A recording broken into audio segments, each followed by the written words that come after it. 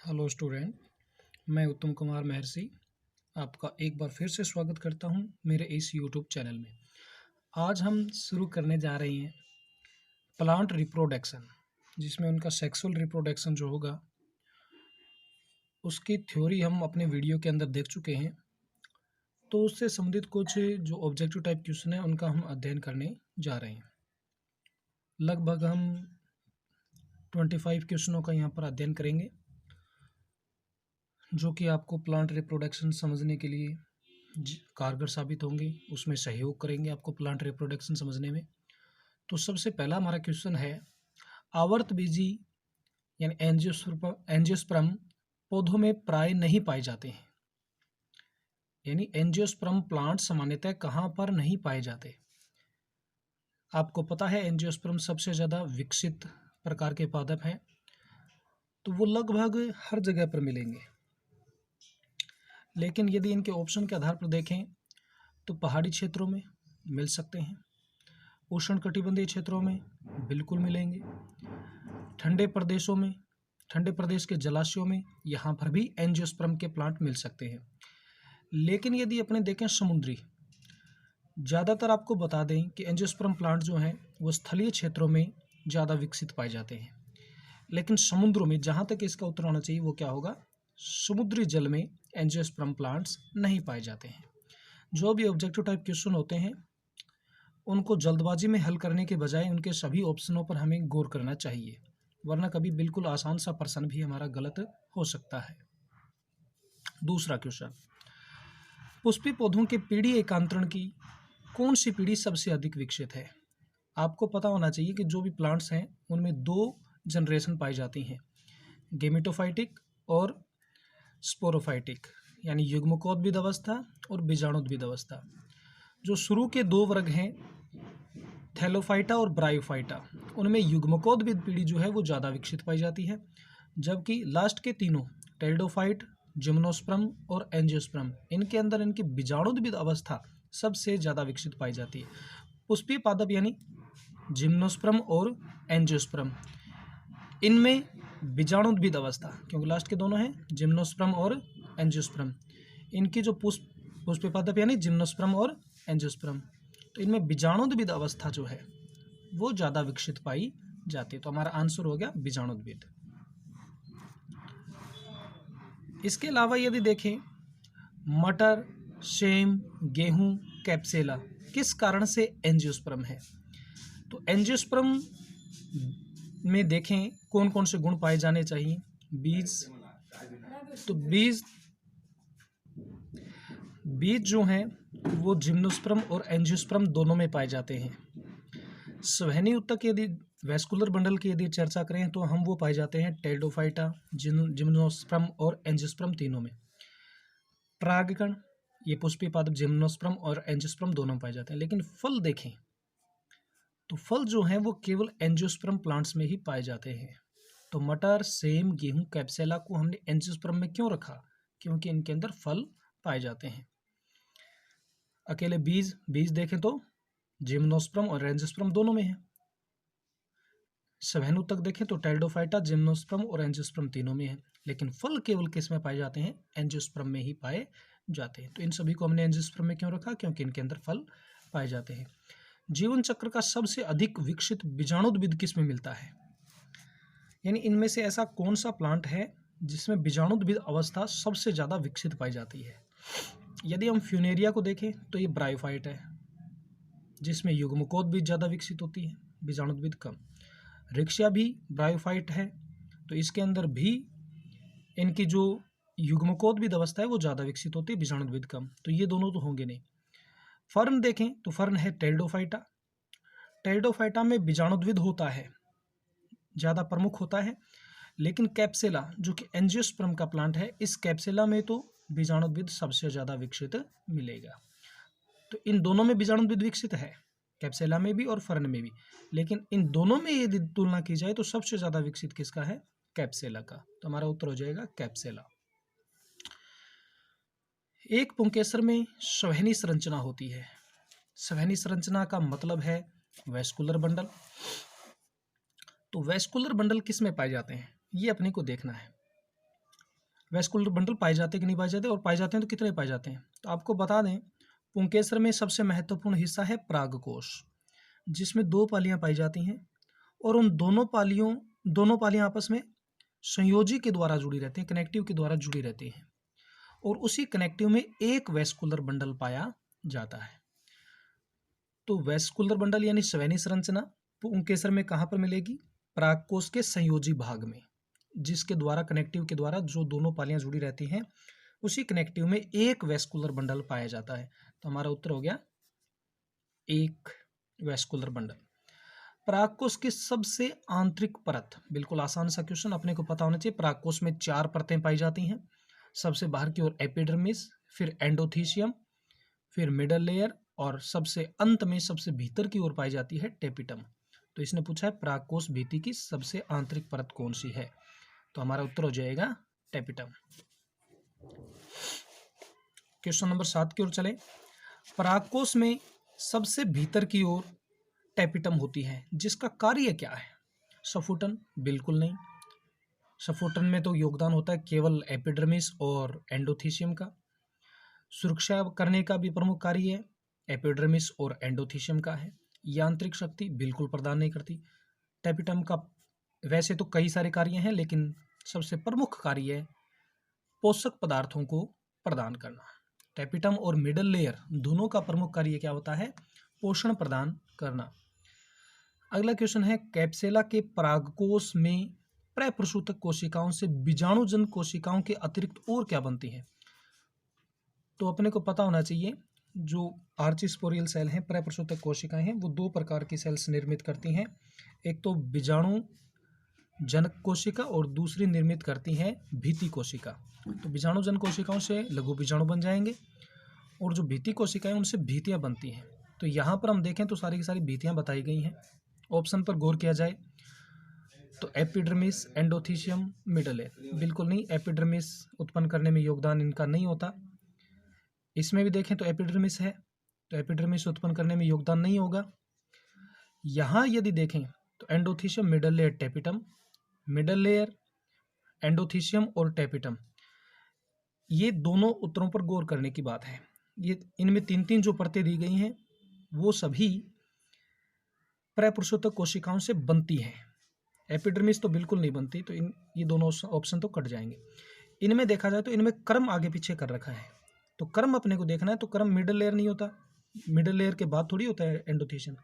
तो ये उत्तर अपना सही होगा इन दोनों में से। कौन सा? एंडोथीशियम, मिडल लेयर और टेपिटम, क्योंकि इनका बाहर से भीतर की तरफ क्रम सही है। परतें तो ये दोनों ऑप्शन वाली बनती हैं, लेकिन क्रम किस में सही है? दूसरे में, एंडोथीशियम, मिडल लेयर और टेपिटम। तो प्रपुरुषोत्तक कोशिकाएं जो हैं वो एक तो बीजाणुजनक कोशिकाएं बनाएंगी, और दूसरा वो भीति निर्मित करने का कार्य करते हैं। भीति में एंडोथीशियम, मिडल लेयर और टेपिटम बनती है। तो उत्तर हो जाएगा हमारा 2। अगला क्वेश्चन यदि देखें तो नर युग्मकोद्भिद की प्रथम कोशिका कौन सी है? नर युग्मकोद्भिद हम कहते हैं अंकुरित परागकण को। अंकुरित परागकण कहलाता है नर युग्मकोद्भिद। तो जाहिर सी बात है नर युग्मक बिल्कुल नहीं होंगे, पराग मात्र कोशिका बिल्कुल नहीं होगी, जन कोशिका नहीं होगी। नर युग्मकोद्भिद किससे विकसित होता है? परागकण से। तो इसकी प्रथम कोशिका कौन मानेंगे? परागकण। 10वां क्वेश्चन यदि देखा जाए, पुष्प की विभिन्न संरचनाएं कहाँ से उत्पन्न होती हैं? तो ये जहां पर लगी होती है वहीं से तो उत्पन्न होंगी। तो कहाँ पर लगी रहती हैं, कहाँ पर जुड़ी रहती हैं विभिन्न संरचनाएं? विभिन्न संरचनाओं का मतलब बाह्य दलपुंज, दलपुंज, पुमंग, जायांग, ये 4 चक्र पाए जाते हैं पुष्प में। तो वो कहाँ से उत्पन्न होते हैं? पुष्पासन से। हमारा उत्तर होगा पुष्पासन, क्योंकि पुष्पवृंत से। अब पुष्पवृंत का फूला हुआ ऊपरी भाग ही क्या होता है? पुष्पासन होता है। बीजांड के नीचे से बिल्कुल नहीं। मातृअक्ष, मातृअक्ष क्या होता है? जिससे पुष्प निकलते हैं। पुष्प किससे निकलते हैं? मातृअक्ष से। लेकिन पुष्प की संरचनाएं जो हैं, इसके चक्र जो है वो कहाँ से निकलते हैं? पुष्पासन से निकलते हैं। और आपको बता दें, पुष्पवृंत और पुष्पासन जो है वो शाखा का रूपांतरण है, जबकि पुष्प के चारों चक्र जो हैं, बाह्य दलपुंज, दलपुंज, पुमंग और जायांग, ये पत्ती का रूपांतरण है। तो ये जो चारों चक्र हैं किससे व्युत्पन्न होते हैं, कहाँ से निकलते हैं? ये पुष्पासन से। रंगीन पुष्प, अब रंगीन पुष्प मतलब दल जो हैं, पुष्प में रंगीन संरचनाएं कौन होती हैं? दल। तो उनका प्रमुख कार्य क्या है? कीटों को परागण हेतु आकर्षित करना। बिल्कुल सिंपल क्वेश्चन है, कोई ज़्यादा इसमें माथापच्ची की जरूरत नहीं है। सुंदरता बढ़ाना कोई काम नहीं है, संतति उत्पन्न बिल्कुल नहीं, मकरंद स्रावित बिल्कुल नहीं। इसका प्रमुख कार्य है कीटों को आकर्षित करना। यदि 12वां क्वेश्चन देखा जाए, यूबिस पिंड पाए जाते हैं। यूबिस पिंड यानी स्पोरोपोलिनिन युक्त वसीय पिंड जो होते हैं। यूबिस पिंड किसको बोलते हैं? स्पोरोपोलिनिन युक्त वसीय पिंडों को अपने यूबिस पिंड बोलते हैं। तो यूबिस पिंड कहाँ पर पाए जाते हैं? तो यूबिस पिंड पाए जाते हैं परागकण में। स्त्रावित तो होते हैं ये टेपिटम के द्वारा। स्त्रावित किसके द्वारा होते हैं? टेपिटम के द्वारा। और टेपिटम के द्वारा स्त्रावित होकर ये यूबिस पिंड जो कि स्पोरोपोलिनिन युक्त वसीय पिंड है, ये परागकण की बाह्य चोल का निर्माण करते हैं। तो परागकण की बाह्य चोल में पाए जाते हैं यूबिस पिंड। अंडसमुच्चय बिल्कुल नहीं। बीजांडावरण ये दोनों जो हैं ये मादा भाग से संबंधित हैं। एंथर जैकेट यानी परागकोश की जो भित्तियां हैं उनमें भी नहीं है। किसमें पाए जाते हैं ये? परागकण की बाह्य चोल में यूबिस पिंड। और स्त्रावित किसके द्वारा होते हैं? टेपिटम के द्वारा ये स्त्रावित होते हैं। चलिए हम अगले क्वेश्चन की ओर चलते हैं। 13वां क्वेश्चन आएगा ये, स्पोरोपोलिनिन एवं पोलन किट धारी यूबिस पिंड किससे उत्पन्न होते हैं? ये यूबिस पिंड किससे उत्पन्न होते हैं? तो यूबिस पिंड किससे उत्पन्न होते हैं? टेपिटम से। अभी आपको बताया था पिछले क्वेश्चन में, यूबिस पिंड किससे उत्पन्न होते हैं? टेपिटम से। स्पोरोपोलिनिन एवं पोलन किट धारी यूबिस पिंड किससे उत्पन्न होते हैं? ये उत्पन्न होते हैं टेपिटम से। तो इसका उत्तर हो गया स्पोरोपोलिनिन और पोलन किट धारी युक्त यूबिस पिंड किस में पाए जाते हैं? ये पाए जाते हैं टेपिटम के द्वारा स्त्रावित होते हैं। होते क्या है? ये वसीय पिंड होते हैं जो कि स्पोरोपोलिनिन युक्त होते हैं प्रमुख रूप से, और स्त्रावित होते हैं टेपिटम से। और निर्माण क्या करते हैं? ये परागकण की बाह्य चोल का निर्माण करते हैं। अगला क्वेश्चन है, पुष्पीय पौधों में नर युग्मक पाए जाते हैं। नर युग्मक कहाँ पर पाए जाते हैं? तो नर युग्मक पाए जाते हैं परागकण में। एल्यूरोन तो बीज की संरचना है, पुंकेसर बिल्कुल नहीं, स्त्री केसर बिल्कुल नहीं। तो नर युग्मक कहाँ पर पाए जाते हैं? परागकण में। अगला क्वेश्चन है, खुरदरे चिपचिपे परागकण, चिपचिपी वर्तिकाग्र। और ये चिपचिपे किसके कारण होते हैं? आपको पता होना चाहिए, पोलन किट के कारण ये चिपचिपे होते हैं। जो ऊपर पोलन किट जो टेपिटम के द्वारा स्त्रावित होती है, पोलन किट किसके द्वारा स्त्रावित होती है? टेपिटम के द्वारा। तो उस पोलन किट के कारण ये चिपचिपे परागकण होते हैं। और वर्तिकाग्र भी कैसे बताई गई? चिपचिपी। तो ये किस प्रकार के परागण की विशेषता है? कीट परागण की, क्योंकि चिपचिपे होने से ये परागकण कीटों के पैरों से चिपक कर दूसरे पुष्प के वर्तिकाग्र तक पहुंच सकते हैं। और वर्तिकाग्र भी चिपचिपा है तो जाहिर सी बात है ये चिपचिपे परागकण चिपचिपे वर्तिकाग्र पर स्थानांतरित हो जाएंगे। जल परागण हेतु, वायु परागण हेतु चिपचिपे परागकणों की आवश्यकता नहीं होती।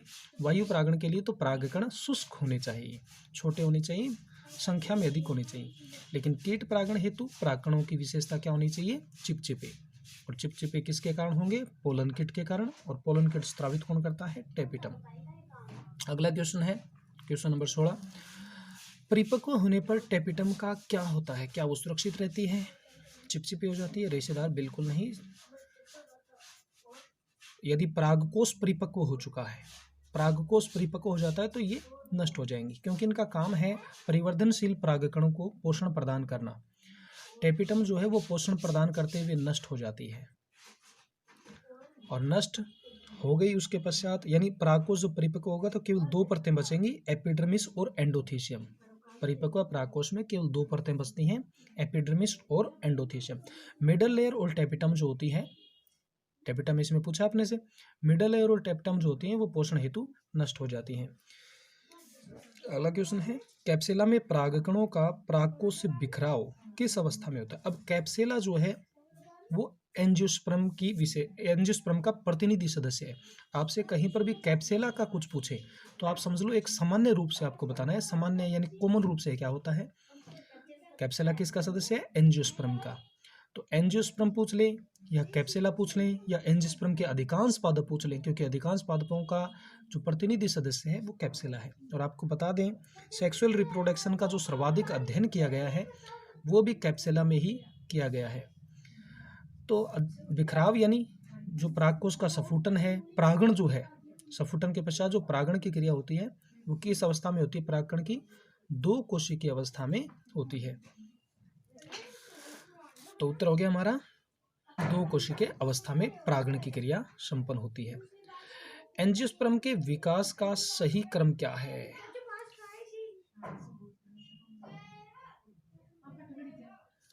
एंजियोस्पर्म के विकास का सही क्रम, तो सही क्रम में अपने को मादा युग्मकोद भी देखना है। मादा युग्मकोद भी के सारे दिए हुए हैं, देखना है अपने को। गुरु बीजाणु से गुरु नहीं, उल्टा हो गया ये तो।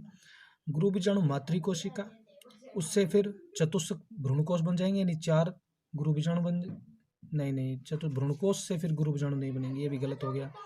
गुरु बीजाणु मातृकोशिका, उससे फिर 4 गुरु बीजाणु बन गए, उससे फिर भ्रूणकोश बन गया। हाँ जी बिल्कुल, ये तीसरा बिल्कुल सही है। गुरु बीजाणु मातृकोशिका होगी, उसमें अर्धसूत्री विभाजन से 4 गुरु बीजाणु बनेंगे और 4 गुरु बीजाणु में से 3 तो नष्ट हो जाएंगे और 1 गुरु बीजाणु जो होगा वो किसके रूप में परिवर्तित हो जाएगा? भ्रूणकोश के रूप में परिवर्तित हो जाएगा। अगला क्वेश्चन है, ध्रुवीय केंद्रक किस संरचना से संबंधित है? ध्रुवीय केंद्रक, तो ध्रुवीय केंद्रक यानी जो पॉलीगोनम प्रकार का भ्रूणकोश होता है, पॉलीगोनम भ्रूणकोश 7 कोशिकीय 8 केंद्रक वाला, उसके अंदर एक पाई जाती है द्विध्रुवीय कोशिका, जो कि ध्रुवों से केंद्रक आने से बनती है। तो ये भ्रूणकोश से संबंधित है। किससे संबंधित है? ये भ्रूणकोश से। और वो भी कौन सा भ्रूणकोश? पॉलीगोनम प्रकार का भ्रूणकोश, पॉलीगोनम प्रकार का भ्रूणकोश है। ये पॉलीगोनम प्रकार के भ्रूणकोश में पाई जाती है द्विध्रुवीय केंद्रक, जिसको आप द्वितीय केंद्रक या संलीन केंद्रक भी बोल सकते हैं।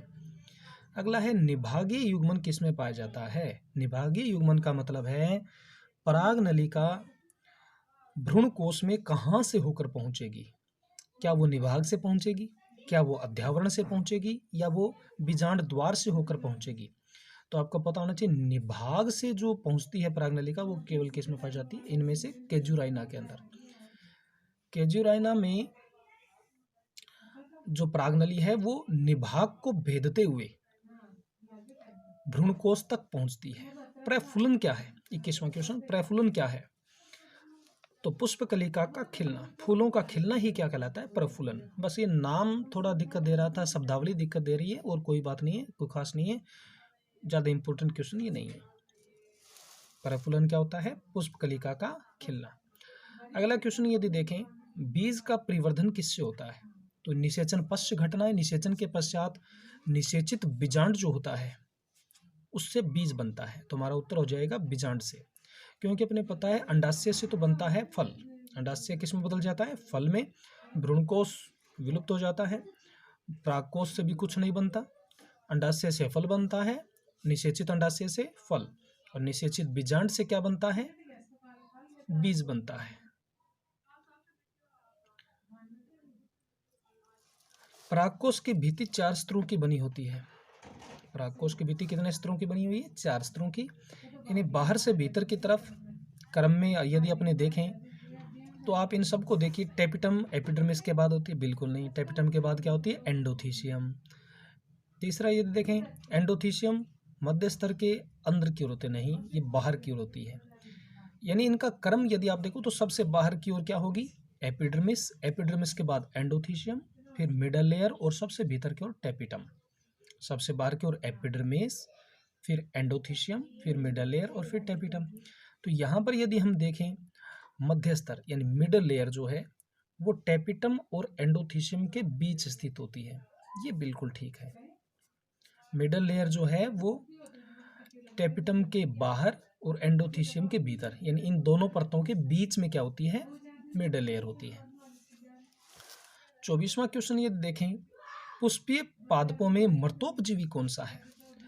अमरबेल या कसकुट्टा, ये अधिपादपी है, एपीफाइटिक है, दूसरे जीवित पौधों पर रहता है, उनसे पोषण प्राप्त करता है। चुस्कांग इसके अंदर पाए जाते हैं, जो जीवित पादपों के उत्तकों में धंसकर उनसे पोषण प्राप्त करते हैं। घटपादप नेपेंथिस कीटभक्षी पादप है, जो नाइट्रोजन की पूर्ति करने के लिए कीटों का भक्षण करते हैं। इसी प्रकार यूट्रिकुलेरिया राजस्थान में पाए जाने वाला एकमात्र कीटभक्षी पादप है, नाइट्रोजन की पूर्ति करने के लिए ये भी कीटों का भक्षण करता है। तो बच गया कौन? मोनोट्रापा। ये जो है मोनोट्रापा वो मर्तोपजीवी प्लांट है, ध्यान रखिएगा। यूट्रिकुलेरिया जो है राजस्थान में पाए जाने वाला एकमात्र कीटभक्षी पादप है। लास्ट क्वेश्चन यदि देखें, नर युग्मकोद्भिद विकसित होते हैं, नर युग्मकोद्भिद यानी अंकुरित परागकण जो है, अंकुरित परागकण को अपने बोलते हैं नर युग्मकोद्भिद। लघु बीजाणुधानी से देखते हैं, नर युग्मक से बिल्कुल नहीं, नर युग्मक तो इसके अंदर बनते हैं। नर युग्मकोद्भिद से क्या विकसित होते हैं? नर युग्मक विकसित होते हैं। अपने को पूछा है नर युग्मकोद्भिद किससे विकसित होते हैं? लघु बीजाणु पर्ण से बिल्कुल नहीं, लघु बीजाणु पर्ण का मतलब पुंकेसर, उससे भी नहीं। यदि इन ऑप्शनों में से देखा जाए तो कौन सा ऑप्शन सही होगा? लघु बीजाणु से। लघु बीजाणु को आप बोल सकते हो परागकण। सबसे पहले जो क्वेश्चन आया था हमारा पीछे कि नर युग्मकोद्भिद की प्रथम कोशिका कौन सी है, तो उसमें हमने कहा था परागकण। परागकण या लघु बीजाणु एक ही बात होते हैं। तो ये लघु बीजाणु जब वर्तिकाग्र पर जाकर अंकुरित होंगे तो उनसे क्या बनेंगे? नर युग्मकोद्भिद बनेंगे। तो हमारा उत्तर इसमें हो जाएगा नर युग्मकोद्भिद विकसित होते हैं लघु बीजाणु या परागकण से। तो आज के लिए 25 क्वेश्चन। इसके अलावा हम कल और क्वेश्चन करेंगे जो कि प्लांट के सेक्सुअल रिप्रोडक्शन को समझने के लिए हमारे लिए ज़्यादा इंपॉर्टेंट साबित होंगे, उसमें हमारा ये सहयोग करेंगे। तो आज के लिए इतना ही। थैंक्स।